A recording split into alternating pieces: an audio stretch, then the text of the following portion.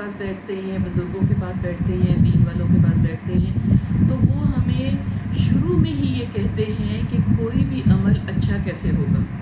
تو جب شروع کی ریسٹرکشنز میں ہم پڑ جاتے ہیں تو ہم اس سے پھر اپسیٹ ہونے لگ جاتے ہیں. اب جیسے نماز کو ہی لے لیں.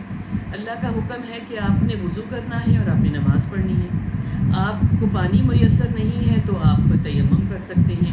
نماز آپ اول وقت میں پڑھیں تو بہت اچھی بات ہے. اگر آپ مصروف ہیں تو جو اوقات کی لمٹ ہے اس میں آپ نماز ادا کر لیں.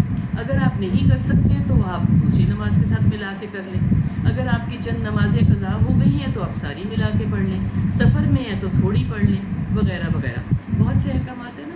تو اللہ نے ہمیں بہت آسانی دی ہے. سفر میں ہیں تو آپ روزہ بعد میں رکھ لیں، آپ کو آسانی ہے تو آپ رکھ لیں.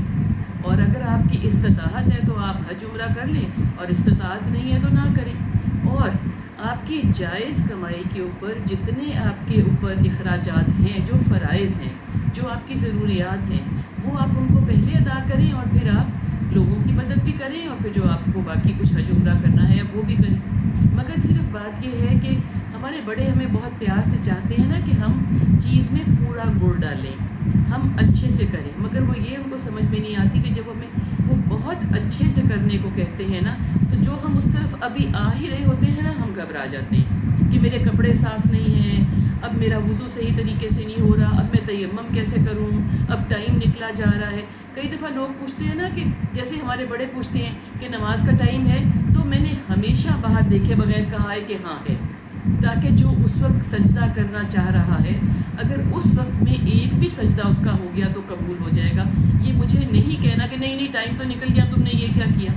تو میرا صرف مطلب ہے کہ جب اللہ آسانی دے رہا ہے تو آپ بھی لوگوں کے لیے آسانیاں دیں. آپ پہلے شخص کا ٹیمپرمنٹ دیکھیں کہ آیا وہ آپ کی بات سن کے اس پہ کس طریقے کا عمل کرے گا. کیا آپ کی سختی دے کے بھاگ تو نہیں جائے گا؟ تو بھاگ جانا تو بہت بری بات ہے نا. تو جب کوئی دین کی طرف آ رہا ہوتا ہے تو آسانی دے، اس کے بعد وہ خود ہی نگلیکٹ نہیں کرے گا.